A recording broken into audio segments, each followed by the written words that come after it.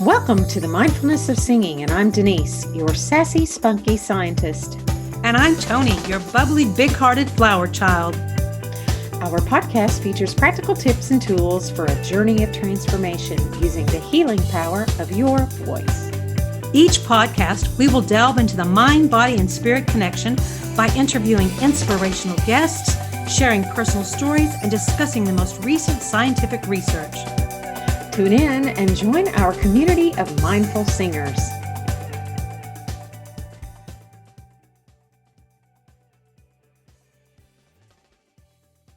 Fantastic.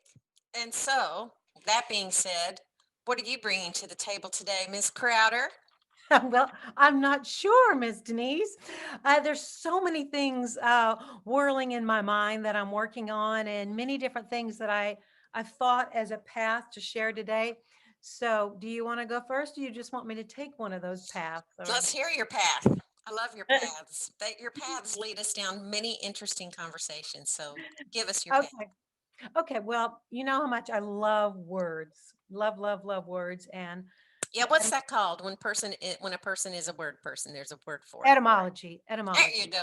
You're an etymologist. I am an etymologist. And the word of the week that I'm fixated on, I'm doing a vision quest, and one of the things that a lot of work on. What's a vision quest? What does that mean? Just setting a vision, deciding what you want and how you want to look and analyze your life. But the first thing you have to talk about is, in this particular course, is victim mentality and recognizing. And I think for singers, it's very easy, especially in those early years to, I started too late. I don't have the right to, there's so many victim stories that we can create. And victim stories actually stem out of, we have to be careful. That's one thing. But another thing that helps us, or help is not a positive word, that entraps us in victim stories. Help is not a positive word? What do you mean? We don't want to be in victim stories. And so something that sometimes, unfortunately, gets us in the trap of a victim story. That's why I would say help is not positive, because we don't want to be going down the path of a victim story. Mm-hmm.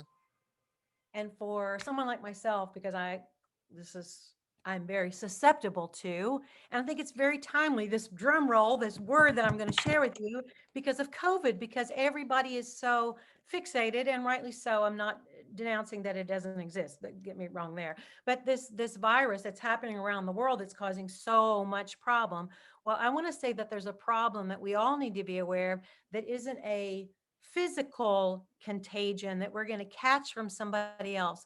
But what if, Denise, we were as aware of this and took as much caution and precaution to wear a mask, so to speak, or whatever metaphor you want? And it's actually two words, but emotional contagion. Yeah, absolutely. There's been some studies on that, and there was also an event that happened on an airplane. I don't know if you know this story or not, but on this airplane, somebody came down with a fever, and it was a long overnight kind of thing across the world. Somebody came down with a fever, where they weren't feeling well, and all of a sudden, people, one right after the other on the plane, also began to come down with the fever, and they weren't feeling well, and before you knew it, they thought they had some sort of like weird pandemic kind of virus. The plane had to land somewhere else. They didn't want to let them land. They thought there was some sort of epidemic on the plane. And anyway, after time, and they figured it out, it was not an epidemic. No one was really ill other than that patient number one, who had like a cold or a flu or something not major, not like COVID. But it was crowd hysteria, an emotional contagion. And these people worked themselves into believing that they had this, and their body followed. It actually ran a fever. It actually felt achy, all because these people had talked themselves into having what this person had had, and mass hysteria took over that flight. So I think in lieu of all that's going on in the world Yes, right ma'am. now, Yes, ma'am. we all need to be an emotional love contagion. And that the energy that we put out vibrates at such a high frequency of love, because Lord knows we need more love and compassion. And so my mindset, my etymology that I'm chewing on and thinking is that I want my positive vibration to be contagious. And I think we all need to be. Well, love and acceptance starts with yourself, right? If you don't love and accept yourself, it's really hard to do that with others. Really hard to do that with others. If you're unhappy and you don't like yourself, it's easier to not like others than it is to turn inward and go, why?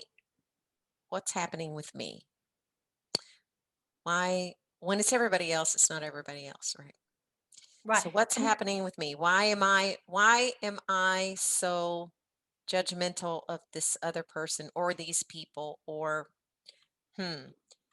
probably because I'm really inwardly crappy to myself, and rather than deal with that, I'll just reflect that, mirror that onto others. And Absolutely. one of the ways I think that we express, I'm going to really preach to myself here, get really vulnerable here. It's easy for me to get naked pretty fast in an emotional state. Oh my. Asset. This is rated PG-13. I'm referring to emotionally.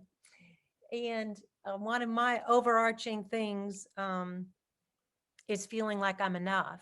And lately I've been singing Sono abbastanza, because I've been singing all these Italian songs that just come to me, and meditating that I am enough. And I think when we operate in that frequency, we will come with self-love, and then we put out something that's contagious, that's positive.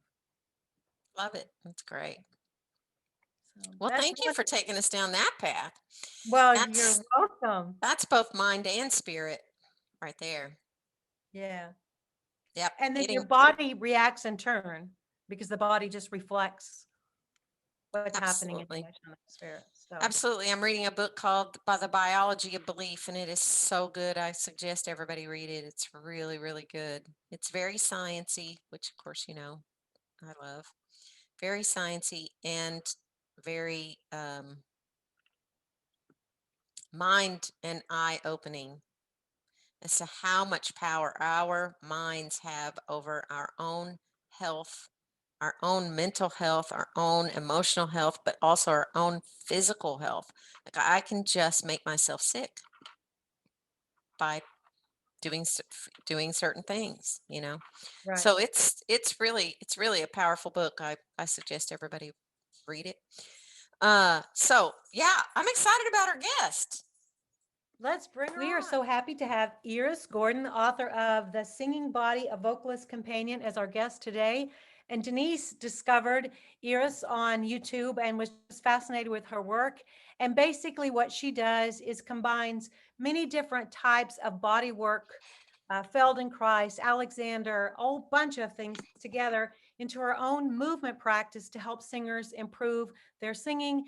And one of the things she talks about in her book is how the basic philosophy of her work is to use these body movement exercises during the singing process. So we're going to enjoy getting to learn from her today, and I'm really excited to have her as our guest. And she's in Tel Aviv, all the way from Israel. So That's fantastic. Okay. All right. Well, hello, Iris Goren. How are you this morning? I'm okay. Now it's in Israel, it's the afternoon, it's 4:00 afternoon, and we have a very nice weather now, it's fall, and I'm okay, waiting for your Zoom call, for your interview. Yes. Well, 4 o'clock there for you, and it's 9 o'clock for us, or for me, and 8 o'clock for Toni on a Saturday morning. So we're just not all that. Well, I'm not. She gets up at 5 in the morning. I do not. I'm not all that with it yet this morning. But anyway, I haven't had my coffee. But there's a houseboy around. Hopefully, he'll bring me a cup. It's my husband. I Nice. sometimes That's like to nice. call him. That's my husband, Denise. I don't have a houseboy. I'm just kidding. Anyway. No, I understood you. I understood you. Oh, good, good. I'm glad you get my sense of humor. So I saw you on Facebook in a group that we're both members of, talking about what you do, and I was so intrigued, and I wanted to bring you on this podcast because anything I think that intersects movement, voice, body awareness, all of those things I think are really fascinating and so helpful to young singers. And so before I give it away, I would like for you to tell us what it is you do and what led you to this path. Okay. I'm a teacher of movement. I started as a dancer and a choreographer years ago, 40 years ago. And I taught and I choreographed and I had a group of dancers. And one day, and I also studied music, okay? And I'm married to a singer. My husband is a singer. He's a manager of a very important choir in Israel. And we did some projects together before I started to be the teacher of singers. One day they called me from the Academy of Music and Dance in Jerusalem, and they asked me to come and to teach movement for the vocalists, for the Department of Voice. So I said, okay, but I don't know exactly what I have to do. And I started just to meet them, and I gave them one semester of movement, as I know, to teach people that are not dancers. And after a semester, I said to them, okay, let's start to sing a little bit. You be first to sing, and I asked somebody to sing. And then I asked somebody else to sing. And I saw that I'm viewing so many things in their bodies, and I started to work with them.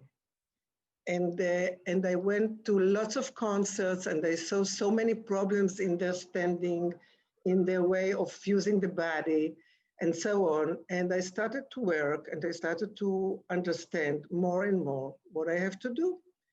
And I think the main thing of my work with singers is that I work with them while they are singing.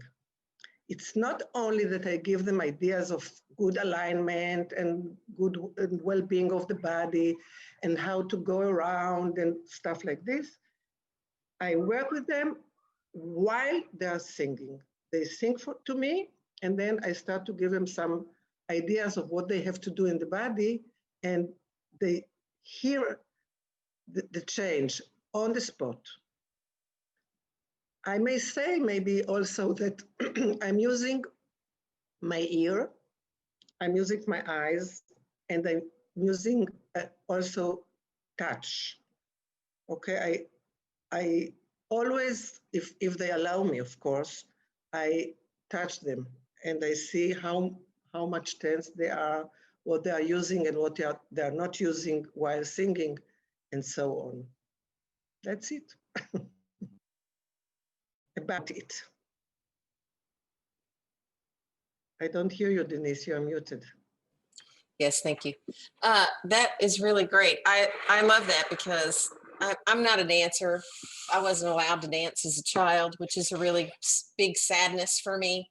But I mean, I dance around the house now, and I use movement with my students, and Toni does too because she does yoga voice. So, but I use mine in terms of like I usually put mine in things that American singers understand, which is sports, right?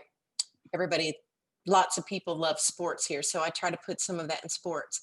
But I watched your video and I was just amazed at even even just through technology, which sometimes sound gets lost in technology, I could hear a difference in your singers when they would do the things that you would ask them to do.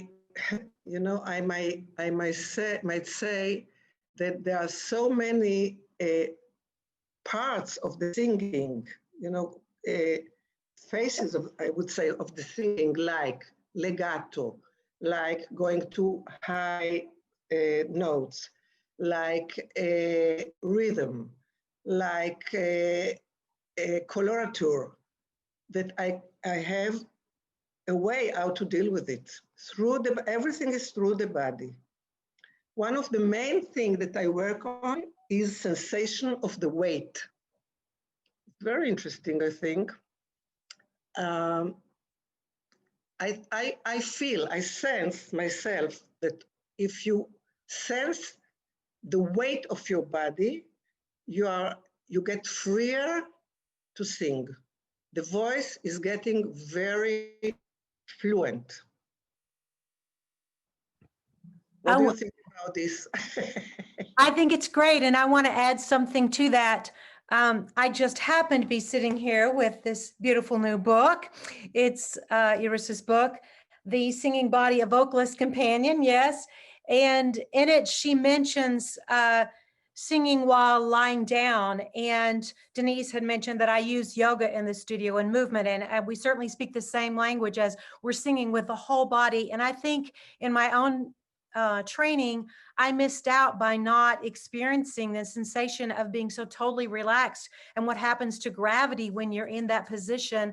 And you talk about minimal effort. And I think that's a technique that gets lost. We're so busy doing that we forget to just rest and find our voices in that position.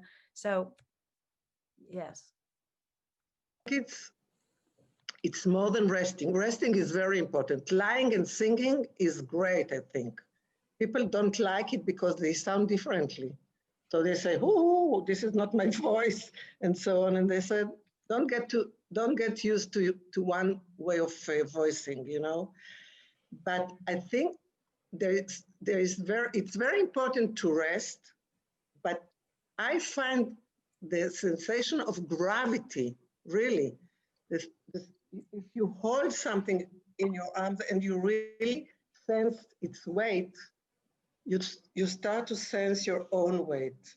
So I sometimes use weights, you know, I use weights. So when they sing and they really listen to the weight that they are holding, they start to really let go. And the voice, you know, it's like you're taking your voice up while your body is going down. It's kind of this thing. I have also another idea that is kind of the same but different, is when you can balance. If you balance going on one line or standing on something that is, you know what is bosso? It's kind of a big thing that you stand on for physiotherapy. Okay, so you need to really balance.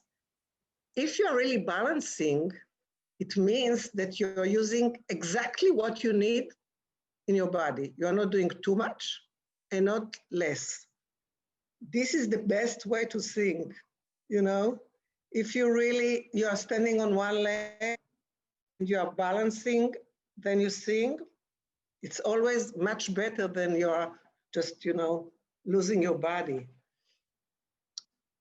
I don't know, I have many ideas. I think it's great. When I was a young singer, I loved Anna Moffo, and I would listen to her sing her, now this will age me, her album.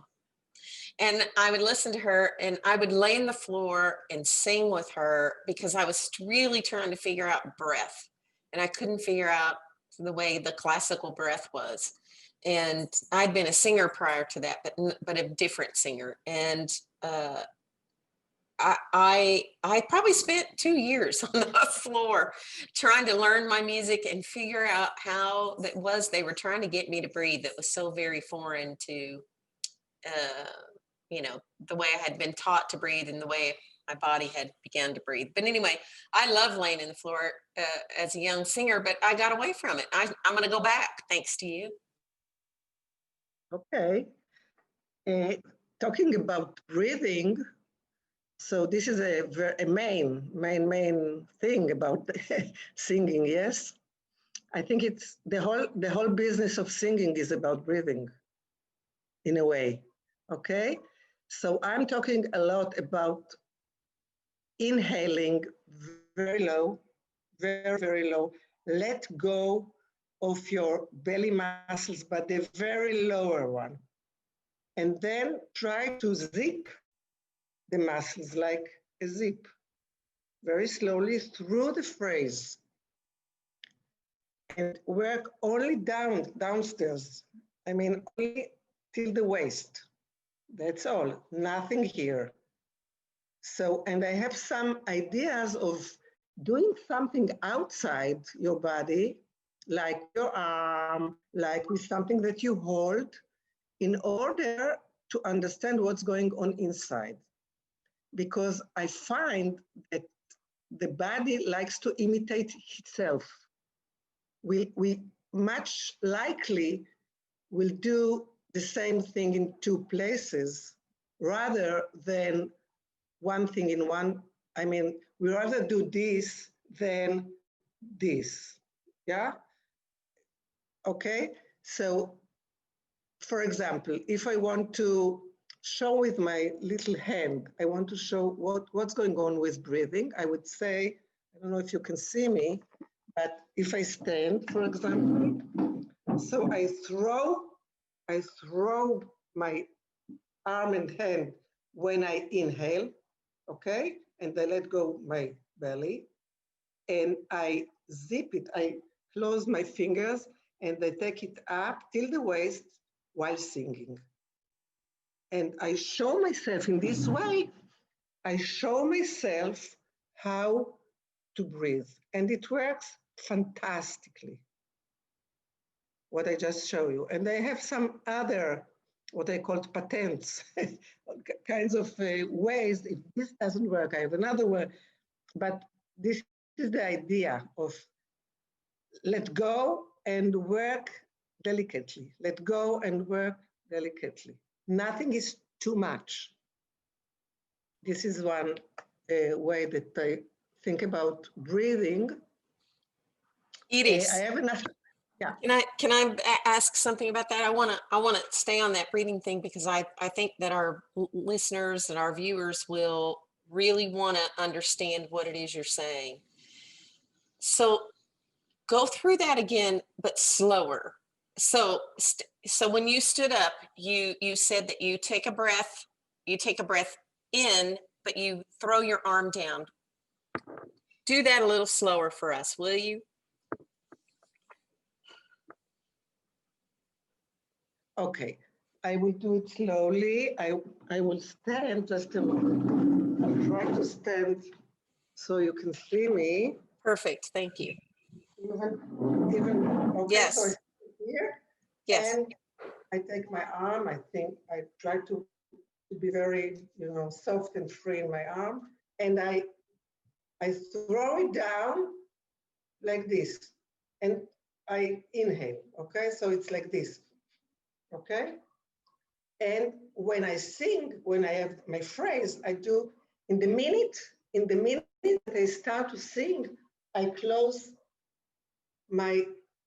those fingers. You see them? Okay, so I close them and I take them slowly and with a little bit against. I don't do like this, but I do it strongly enough so I get here when I finish the phrase. So it's like this and perfect. Okay. We got it. So in this way, I kind of have an outer mirror of what I'm doing inside. I love that. I love it because it demonstrates breath support so well. And so many people do not understand what it is that we mean when we say breath support. A lot of young singers think we just mean blow more air, and that's not at all what we're talking about. No, and it's not, it doesn't mean to work too hard. It means to work good enough. Okay, I have another very nice exercise for breathing. Can I bring something to show you? Yeah? Absolutely. Okay. Toni, did you have a question you want to ask her? Okay. All right, unmute yourself. We don't want to have dead air. Oh, Okay, can you see? Okay, there she is. Can you see what I have here? I have a very big ball, okay? It can be smaller, but I like when it's big because it weighs. It has a little more weight, okay? So when I'm here, I inhale, okay? I sing. Sing, sing, sing, sing, sing, sing. I inhale. I sing, sing, sing, sing, sing. I inhale. Now I have a very short phrase. Now I have a longer phrase. I have to finish the movement exactly when I finish to sing. I mean, when I finish my air. And then when it's down completely or up completely, I inhale. So it really demonstrates again, and the body works because, you know, it's really doing the body work. I find out many times that singers don't have good enough energy while they sing, especially in very slow music, when it has to be slow. If it's like, I don't know with what kind of music you're working, but if you take Lieder, for example, that you have to be, you know, Lieder or chanson français or something like this, you really need to be very soft, but it doesn't say that you don't have to have energy. You need a lot of energy. The energy comes from the body. Sometimes I just ask students to stand on the floor and to run when they are singing. And they have to run on the heels and toes, like this, as fast as possible. And it makes the singing very, very, very even. That's amazing. I have watched one person run and sing at the same time, and that was a very, well, we'll call him hefty, Italian baritone in Italy who ran in place and sang Figaro at the same time, and I was stunned that he could do it. I'm doing it a lot. And another thing that I like to do is to let them sing and make the rhythm of what they are singing in their feet. Then it's fantastic. I mean, it's really, it works. Oh, you've given me a lot of inspirational things to think about for teaching. That's great. But I think most of them are in the book, not all, because since I wrote it, I have some more ideas. But there are lots of them in the book. so, But, yeah, I hear so you. if someone wanted to contact you and work with you, what is your process?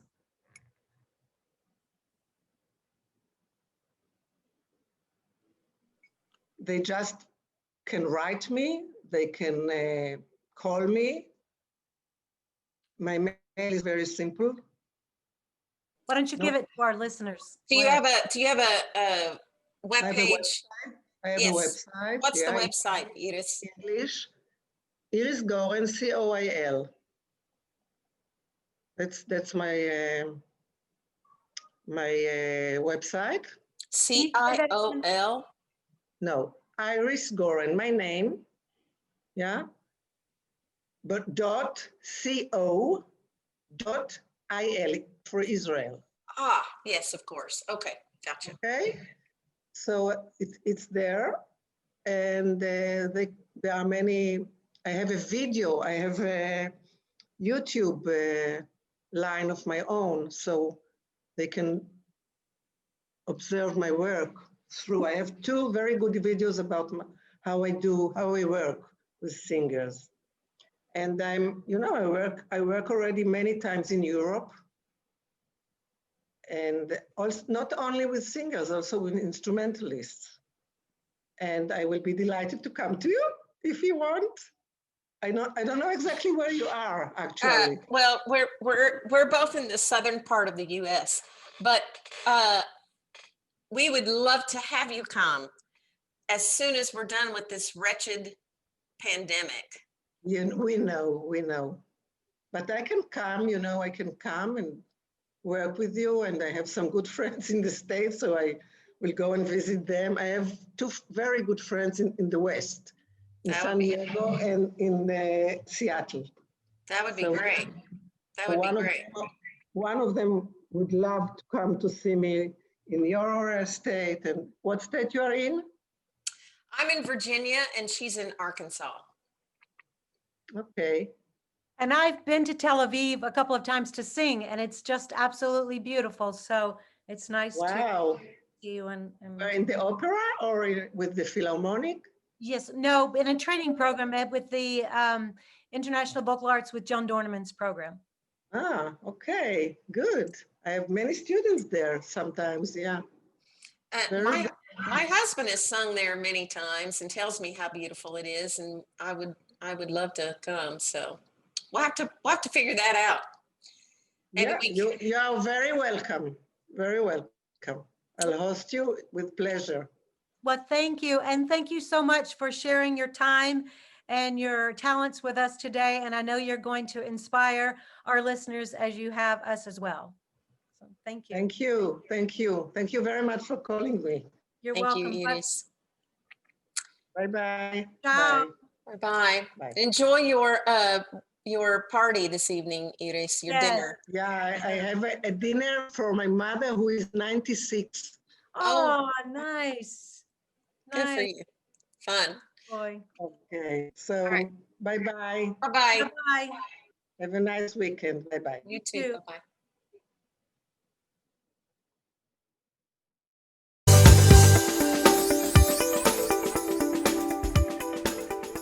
Thank you so much for listening. We are very grateful that you joined us today. If you like this podcast, please subscribe, write a review, share it with a friend.